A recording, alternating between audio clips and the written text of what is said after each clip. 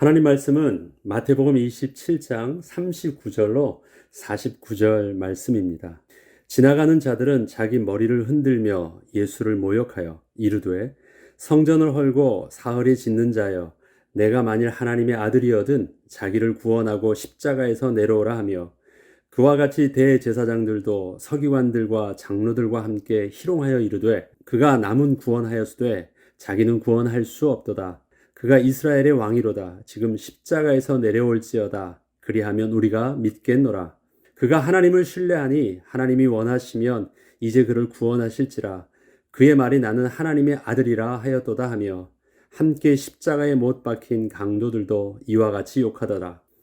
제6시로부터 온 땅에 어둠이 임하여 제9시까지 계속되더니 제9시쯤에 예수께서 크게 소리 질러 이르시되 엘리 엘리 라마 사막다니 하시니 이는 곧 나의 하나님 나의 하나님 어찌하여 나를 버리셨나이까 하는 뜻이라.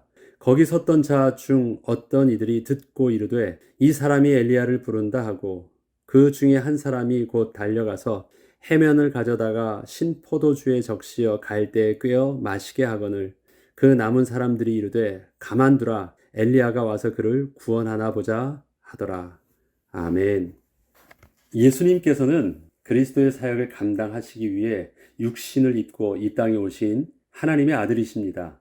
그런데 하나님의 아들이라는 사실에만 집중하다 보니 예수님은 우리와는 전혀 다르다는 생각을 자연스럽게 하게 됩니다.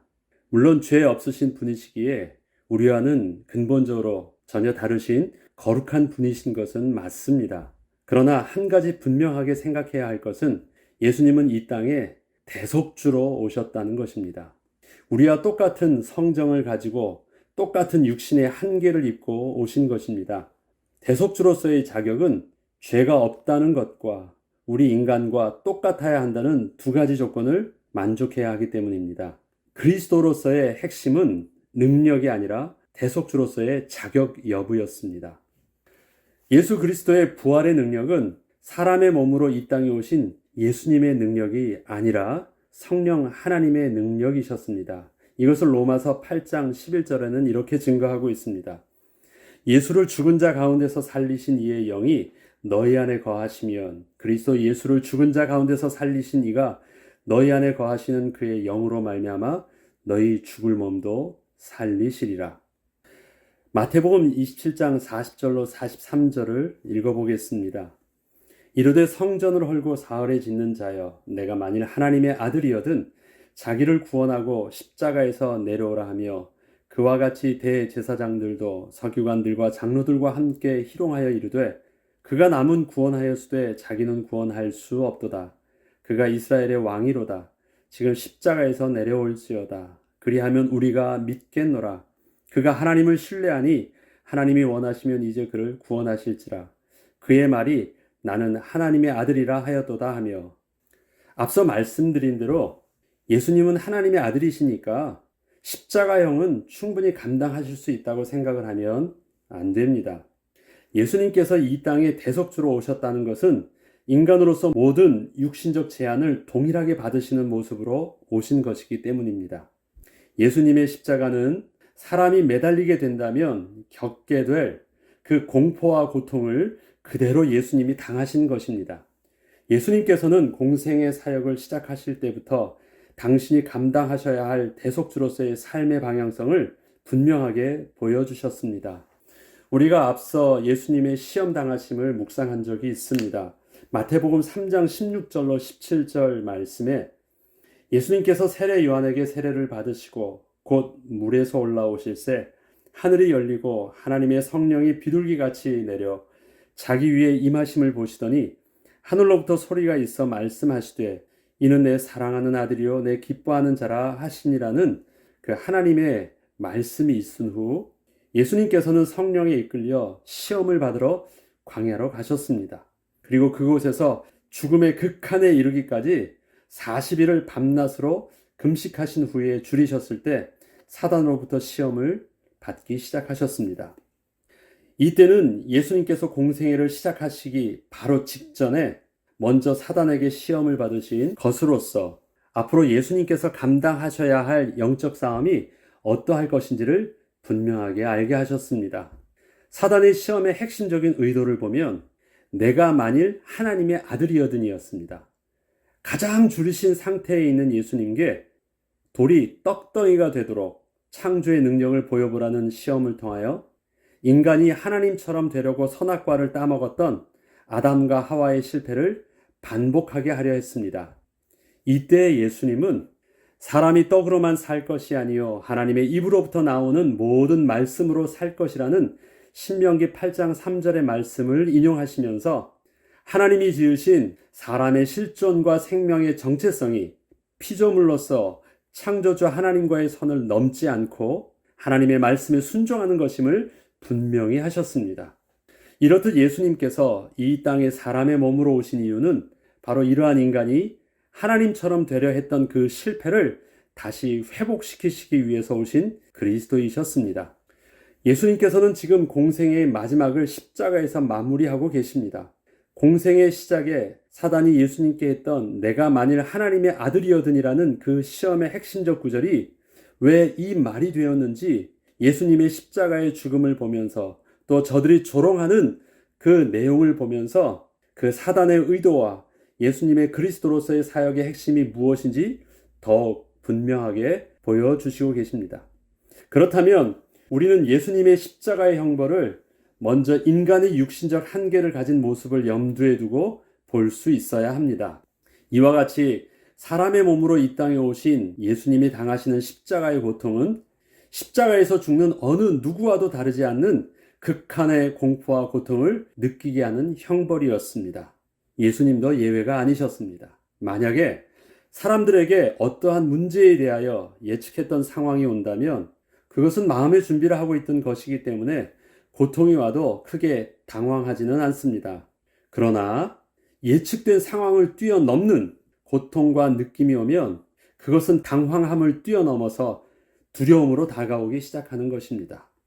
주님께서 십자가에 매달리기까지 주님은 제자들에게 이렇게 될 것을 수차례 말씀하셨습니다.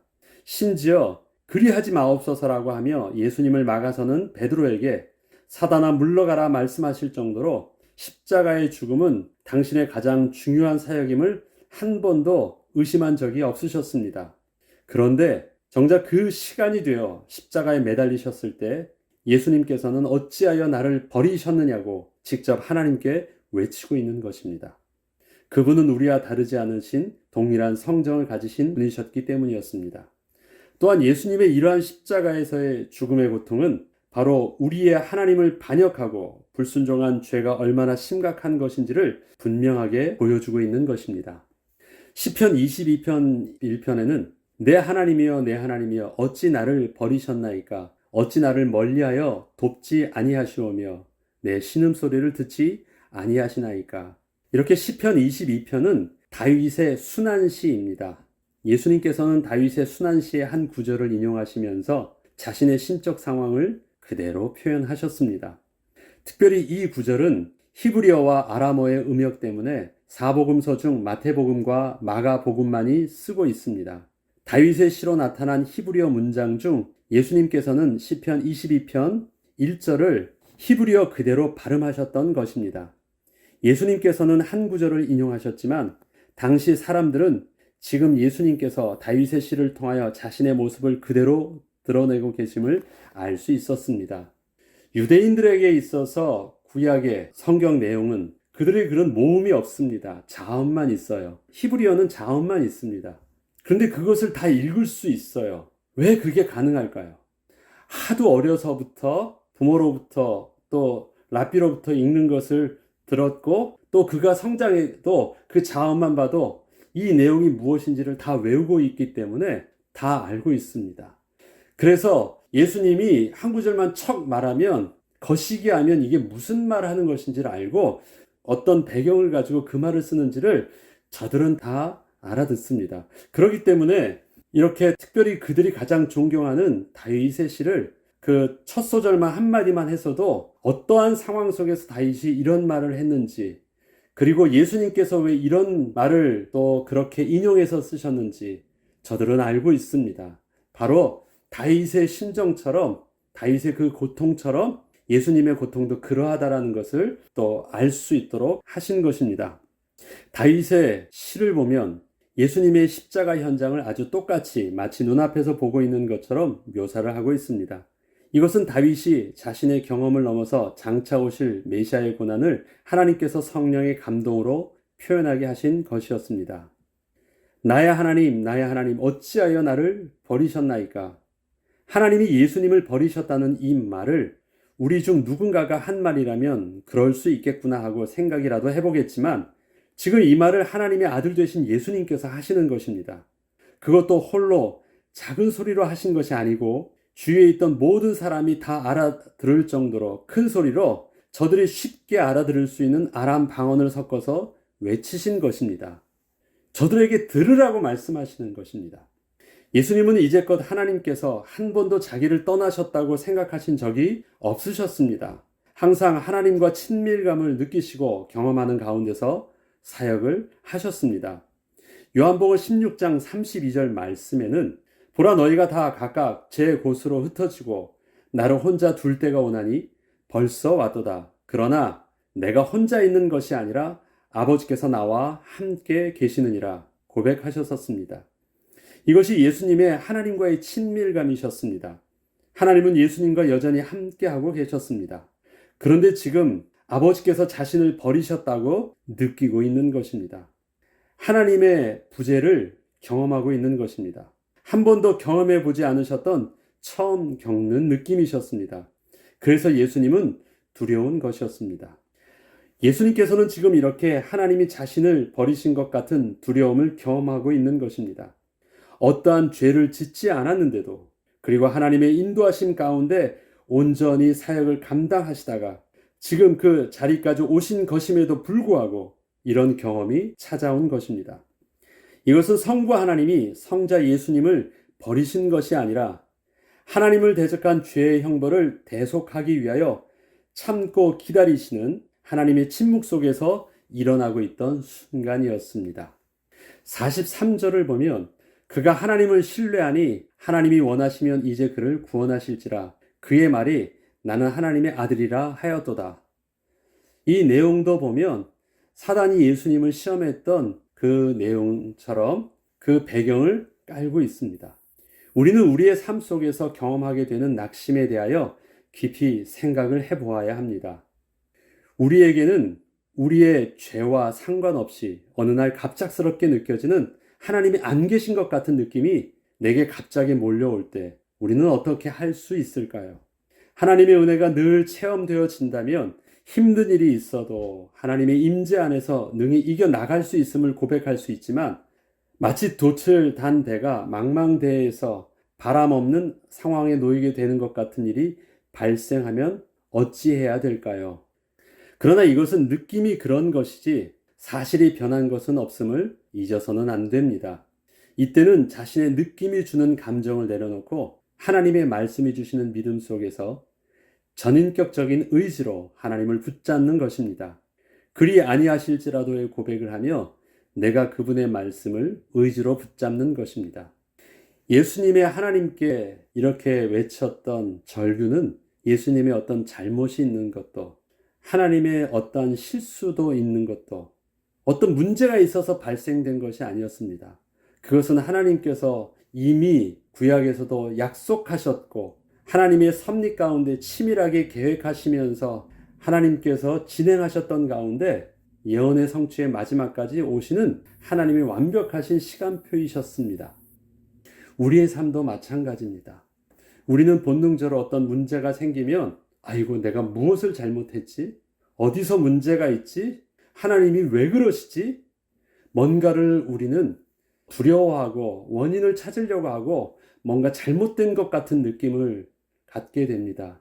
그러나 우리의 인생에 잘못이 있어서 또 삶의 고립감을 느끼는 하나님의 안 계신 것 같은 느낌을 꼭 갖는 것은 아닙니다. 우리의 잘못과 상관없이 심지어 우리가 하나님 앞에서 그렇게 온전하고 또 하나님 앞에서 주의 말씀 속에 주의 인도하심을 받다가도 우리는 때로는 우리의 신앙의 낙심함을 경험하게 되고 또 우리의 신앙의 또 마음의 아픔과 하나님의 침묵을 경험할 수도 있습니다.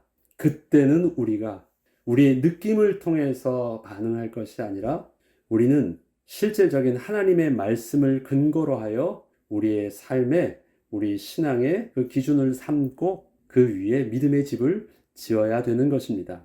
42절에 보면 지금 십자가에서 내려올지어다 그리하면 우리가 믿겠노라는 저들의 조롱에 예수님께서는 고통의 순간 스스로 내려오실 수 있었습니다. 그러나 예수님께서 하나님을 신뢰하는 방법은 하나님께 자기의 필요를 요구하는 것이 아닌 하나님을 신뢰함으로 묵묵히 순종하고 십자가에서 죽으시는 모습이셨습니다. 우리가 믿음으로 하나님께 기도하고 응답받는 것, 그것도 우리의 믿음의 행위가 맞습니다. 그러나 때로는 하나님께서 내게 허락하시는 이 실패의 시간표나 이 절망의 시간표나 앞길이 막혀지는 것 같은 시간표 속에서 선하신 하나님의 계획에 믿음으로 순종하며 하나님이 하시는 일들을 믿음으로 바라볼 수 있는 영적인 안정감과 영적인 믿음의 기다림도 우리에게는 필요한 것입니다. 예수님은 하나님이 지금 당신을 위해서 하실 일들을 잘 알고 계셨기 때문에 그때는 저들이 조롱하는 것처럼 네가 하나님의 아들이거든 하나님께 요청해봐 라고 말했지만 그분은 그렇게 하지 않으셨고 묵묵히 하나님 말씀에 순종하심으로 십자가형을 그대로 받으신 것입니다. 이 일에 대해서 히브리서 5장 8절로 9절은 이렇게 증거하고 있습니다. 그가 아들이시면서도 받으신 고난으로 순종함을 배워서 온전하게 되셨은즉 자기에게 순종하는 모든 자에게 구원의 근원이 되시고 라고 증거하고 있습니다. 인간의 실패는 어디서부터 왔습니까? 불순종에서 온 것이었잖아요. 그렇기 때문에 예수님께서는 가장 온전한 사람의 모델을 어디서 증거로 보여주셨습니까? 바로 온전한 순종을 통해서 그 증거를 보여주신 것입니다. 그래서 구원의 근원이 되어지신 것. 하나님 자녀의 생명의 뿌리가 뽑혀지게 된, 기초가 무너지게 된 이유가 어디 있었습니까? 그것이 불순종으로 온 것이라면 예수 그리스도께서는 순종을 통해서 바로 회복할 수 있는 그 구원의 근원으로 삼아주셨다라는 것입니다. 그리고 사람의 가장 온전함이 바로 하나님께 온전한 순종임을 분명히 십자가를 통해서 증명하여 주시고 증거하여 주셨다라고 히브리서 기자가 기록하고 있는 것입니다. 그리고 예수를 죽은 자 가운데서 살리신 이의 영이 너희 가운데 거하시면 그리스도 예수를 죽은 자 가운데서 살리신 이가 너희 안에 거하시면 그의 영으로 말미암아 너희 죽을 몸도 살리시리라 하셨습니다. 예수님은 하나님의 말씀에 순종해서 그대로 육신의 몸은 죽으셨습니다. 그러나 하나님은 예수를 죽은 자 가운데서 하나님의 영 성령으로 다시 살리셨습니다. 그리고 우리에게 동일한 하나님의 언약을 붙잡고 순종하는 우리를 통해서도 잠자는 자들의 첫 열매가 되게 하셔서 우리도 하나님 앞에 나아갈 때 부활한 몸으로 하나님께 나아갈 수 있는 부활의 소망을 가진 그리스도인이 되게 하신 것입니다. 우리 인생에 한 번도 경험해 보지 않는 이러한 낙심의 순간이 올 때 또한 주님께서 나를 붙드셨던 손을 놓는 것 같은 순간이 올 때 우리도 주님께서 은혜로 주신 믿음의 손을 뻗어 하나님의 말씀을 붙잡아야 하겠습니다. 믿음을 이렇게 표현합니다. 하나님께서 우리에게 주신 은혜의 손, 믿음의 손이라고 표현합니다. 나는 손이 있어서 내가 받는 것이 아닙니다. 구원은 내 손으로 내가 붙잡는 것이 아닙니다. 하나님께서 내게 믿음의 손을 주신 것이에요. 그래서 그 믿음의 손을 가지고 하나님이 주시는 그 은혜를, 그 십자가를 내가 붙들 수 있게 된 것입니다. 얼핏 보면 내가 붙든 것처럼 보이지만 하나님께서 내게 창조해 주신 믿음의 손을 가지고 내가 은혜로 붙잡게 된 것입니다. 그러기에 우리의 오늘의 삶도 때로는 낙심하게 되고 때로는 하나님이 안 계신 것처럼 보이는 하나님의 침묵 속에 있다 할지라도 우리는 삶의 형편을 보면서 우리는 판단하기 전에 하나님의 약속을 붙잡고 우리와 함께 하시는 성령 하나님의 인도하심을 따라 믿음의 발걸음을 오늘도 묵묵히 걸어나갈 수 있어야 되겠습니다. 갈라디아서 6장 9절에는 우리가 선을 행하되 낙심하지 말지니 포기하지 아니하면 때가 이름에 거두리라 말씀하십니다. 또 그 말씀처럼 하나님께서는 우리의 가장 힘들고 어려워 보이는 삶의 순간을 통하여 그저 좋은 것이 좋은 것이다라는 신앙의 수준을 뛰어넘어 그리 아니하실지라도 하나님은 나의 소망이 되십니다를 고백함으로 그리스도의 장성한 분량에까지 이르는 그리스도인으로 우리가 한 걸음 더 성숙하기를 원하십니다. 삶에 좋은 것만 다 얻는 것이 유익하지 않다는 것을 우리가 어른이 돼가면서 우린 잘 알고 있습니다.